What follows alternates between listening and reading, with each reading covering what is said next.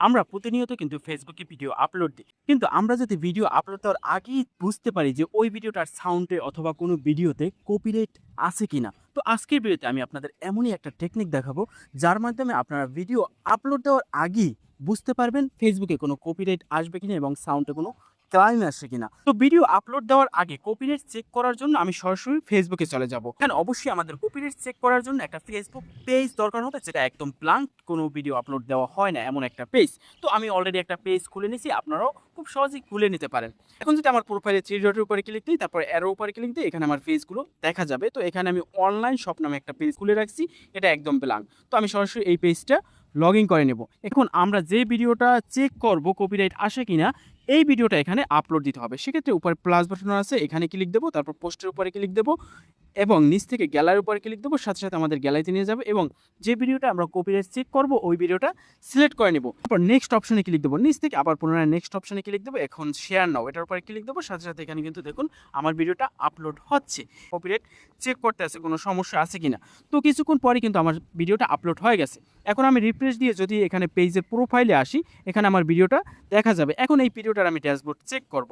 তো সেক্ষেত্রে এই নিচে এই অপশনটায় ক্লিক দেবো, সাথে সাথে কিন্তু এই ড্যাশবোর্ডে নিয়ে আসবে। এখানে দেখুন আমার একটা গ্রিন মার্ক আছে, মানে আমার এই যে ভিডিওটা এটা একটা ইস্যু আছে। তো আমি এখানে গ্রিন মার্ক এটার উপরে ক্লিক দিই, ক্লিক দেওয়ার পরে কিন্তু দেখা যায় এখানে দুইটা ইস্যু। এখন এই ইস্যু দুইটা কি কি আমরা কিন্তু আগেই বুঝে নিতে আসি। তো এখানে টু ইস্যু, এটার উপর যদি ক্লিক দিই, ক্লিক দিলে কিন্তু এখানে দুইটা ইস্যু দেখা যাবে। প্রথম ইস্যু হচ্ছে আমি কোনো এখানে ক্যাপশন ব্যবহার করি নেই, এবং পরের যে একটা ইস্যু ধরছে সেটা মানে এই ভিডিওটা লম্বালম্বি না, যেটা ফেসবুকে গ্রহণ করে। তো এই দুইটা সমস্যা, আর কোনো সমস্যা নাই। নিচে দেখুন আছে মিউজিক অর সাউন্ড, এতে কোনো সমস্যা নাই, অথবা ভিডিও এবং ফটো, এতেও কোনো সমস্যা নাই, এবং রিকমেন্ডেশনও খুব ভালো আছে।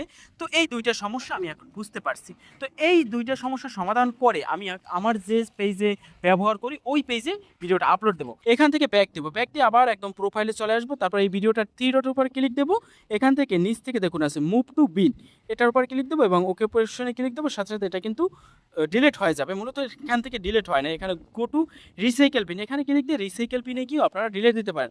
অথবা আমি যদি এখানে থ্রি ডট উপরে ক্লিক দিই, নিচ থেকে সেটিংয়ের উপর যদি ক্লিক দিই, সাথে সাথে সেটিংয়ে নিয়ে আসবে। এখান থেকে আমরা একদম নিচে চলে যাব, এখানে দেখুন লেখা আছে অ্যাক্টিভিটি লক, এটার উপরে ক্লিক দেবো এবং দেখুন দেখা যাবে রিসাইকেল বিন, এখানে ক্লিক দেবো। একটু আগে যে ভিডিওটা আমি ডিলিট দিয়েছি সেই ভিডিওটা কিন্তু এখানে দেখা যাচ্ছে। ভিডিওটার এখানে যে টিকমার্ক আছে, এখানে ক্লিক দিয়ে নিচে যে ডিলিট অপশন আছে এটার উপর ক্লিক দিয়ে আমি ডিলিট অপশনে ক্লিক দেবো, সাথে সাথে কিন্তু এই যে রিসাইকেল বিন থেকে এই ভিডিওটা ডিলিট হয়ে যাবে। এখন এখান থেকে ব্যাক দিয়ে আমি যে পেজ এই ভিডিওটা আপলোড দেবো সেই পেজটা লগ ইন করে নেব। সেক্ষেত্রে পুনরায় আমি থ্রি ডটের উপর ক্লিক দেবো, ক্লিক দিলে কিন্তু এখানে অ্যারো চিহ্নের উপর ক্লিক দিলে আমার কিন্তু পেজগুলো দেখা যাবে এবং আমার অরিজিনাল পেজটা এখানে সুইচ করে নেব।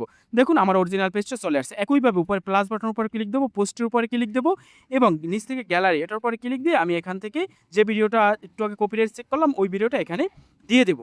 যেহেতু এই ভিডিওটা একটা প্রবলেম ছিল 9:16 না, আমি 9:16 করে নেব। সেক্ষেত্রে এখানে কলমের মতো যে বাটনটা আছে এটার উপরে ক্লিক দেবো, এডিট অপশনে ক্লিক দিয়ে নেক্সট অপশনে ক্লিক দেবো, তাহলে কিন্তু এটা 9:16 হয়ে যাবে। তারপর আমার দ্বিতীয় প্রবলেম ছিল আমি কোনো ক্যাপশন ব্যবহার করিনি। তো এখানে আমি একটা ক্যাপশন দিয়ে দেবো, মূলত এই ভিডিওটা কি রিলেটেড সেটা আমি দিয়ে দিলাম।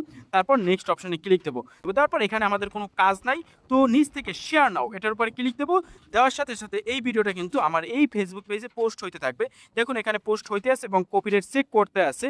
তো আমি রিফ্রেশ দেওয়ার পর আমার দেখুন ভিডিওটা আপলোড হয়ে গেছে, এখন কিন্তু দেখা যাচ্ছে। এইভাবে আপলোড হওয়ার পর আপনারা 2-3 মিনিট অপেক্ষা করবেন, তাহলে কিন্তু কপিরাইট আছে কিনা সেটা চেক করা যায়।